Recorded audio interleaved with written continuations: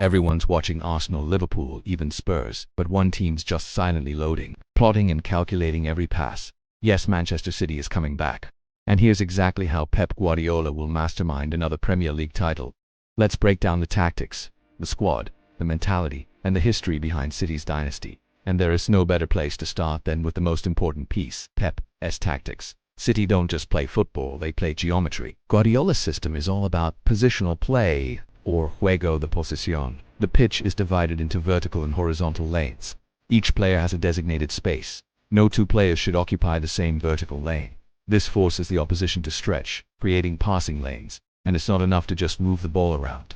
There's an end goal. City constantly aim to expose the opposition's weakness, their right-sided centre-back. Notice how often the build-up play pushes towards that zone before switching the point of attack. When City face low blocks, they have a variety of moves. Sometimes it's a matter of patience, waiting for the right pass to appear between the lines. Other times it's about quick combinations, zipping the ball through tight spaces. If the opposition presses high, City are ready with a quick outlet pass to their inverted fullback. These aren't just attacking weapons. They're outlets when pressed, springing City's wingers in behind. In the 2020-23 and 2023-24 seasons, we saw John Stones move into midfield, forming a double pivot with Rodri. That wasn't a fluke. It's Pep solving the pressing trap problem. As teams press higher, fullbacks drop deep, overloading the midfield. But with Stones, City still have an extra body in the middle, retaining control of the tempo. Then watch what happens. With the Stones pivot, De Bruyne is freed up to make those forward runs into the box, delivering crucial goals and assists. Now imagine they rotate that with Kovacic, Nunes, or even Rico Lewis. Each game, a different structure: 3-2-2, 3, 4-2-3-1, or 3-1-6 in the final third. Pep keeps reinventing and no one can fully prepare. And that's the first reason City are primed to dominate again. But tactics alone don't win titles. You need mentality, squad depth, and most importantly, history on your side. So let's take a look at these three factors. First, let's tackle squad depth. After all, football is a marathon, not a sprint. You see, even when De Bruyne was out injured, Pep found ways. Putting Foden central, using Alvarez as a second striker, or going with Bernardo Silva as a hybrid 8/10. This depth allows fluid rotations without disrupting the tactical structure. And that's something Arsenal, Liverpool, and Spurs still struggle with consistently. And it's not just about filling in. It's about keeping standards high. When Erling Haaland is having an off day, you bring on Julian Alvarez, who can be just as clinical. Watch his screamer against Everton. Even when Manchester City lost Kevin De Bruyne and Dias to injuries in the same game, they didn't panic. Why? Because they have backup. They brought on Mateo Kovacic and Manuel Akanji, and the result, a 3-1 victory over Everton. That's the beauty of squad depth. You can absorb blows and still perform at a high level. Next up, mentality. Remember the 2022-23 season when Arsenal looked unstoppable? They were 8 points clear in January. Everyone was talking about the title race being done, but Pep had other ideas. He told his team to keep believing. They went on a 12-game winning streak, overtaking Arsenal and winning the title. It's not just the players. Pep embodies that never-give-up attitude. Remember the 2-1 win over West Ham? Pep was furious. He wanted more goals. He wasn't satisfied with just 3 points. That's the winning DNA he's built, a refusal to accept anything less than perfection. And that brings us to the final piece of the puzzle, history. Since 2017, Manchester City have won 6 of the last 8 Premier League titles. That's not luck, that's sustained dominance. Each season is different, but the results are consistent. Even when they lose a title, they bounce back stronger. In 2020-23, they won a historic treble, bouncing back from disappointment the previous year.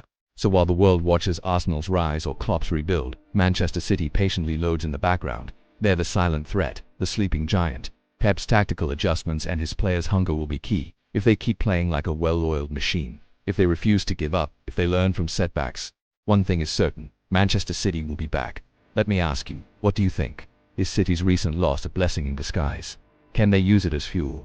Let me know in the comments.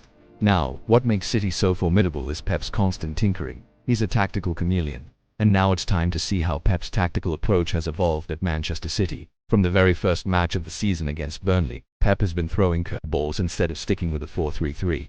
He opted for a 3-2-2-3. It's a bold move, especially in a rivalry match, but it paid off. City dominated possession and created chance after chance, and guess what happened? They won 3-0. It's not just about formations. Pep's experimenting with roles too. Take Nathan for example. He's usually a central defender, but against Burnley, he started as a left-sided centre-back. And this isn't a one-off. Pep's been shifting across the defense, giving him the freedom to find pockets of space. Remember, City is all about positional play, creating triangles and passing combinations. And movement adds another layer to that. Plus, it's not just about offense. Pep's tactical tweaks also focus on control. Enter Mateo Kovacic. He's not the typical holding midfielder, the defensive shield. No, Kovacic plays a more active role. In City's opening game against Burnley, he was everywhere. 1 minute he'd be dropping deep to collect the ball. The next he'd be surging forward, linking up with the attack. It's a delicate balance, providing cover at the back while also pushing forward. But Kovacic pulls it off with style. And then there's Rico Lewis. Last season he was a bit-part player, but this year, boom, he's a starter. And Pep's given him license to roam. Against Fulham, Lewis popped up in some surprising spots, including an assist. He's not afraid to cut inside, to take on defenders, to deliver crosses, or even shoot from range. And it's not just individual brilliance. Pep's got his entire team making runs in behind. Against Newcastle, it wasn't just Holland causing problems. Bernardo Silva was also getting in behind. And the reason is simple. Pep's drilled his team to exploit any vulnerability, no matter how well organized the defense is. And finally, let's talk about the goals. City's all about creating chances from nothing. Take their opener against Newcastle. No offsides, no penalties, just pure build-up play culminating in a beautiful finish. And it's not one player leading the line, it's a collective effort. Holland might be the top scorer, but watch how Bernardo Silva weaves and weaves to set up teammates. Man City's goals aren't lucky. They're the product of meticulous planning, tactical flexibility and teamwork. So will anyone stop Man City? The odds are stacked against them. Their tactics are unmatched, their squad is deep, their mentality is winning, and they've got history on their side. Let me ask you, is there a team that can really stop them? Drop your thoughts in the comments. Remember, the beauty of football, it doesn't belong to anyone. It's ours to cherish and debate. Keep the conversation going. Stay curious, and above all, love the game.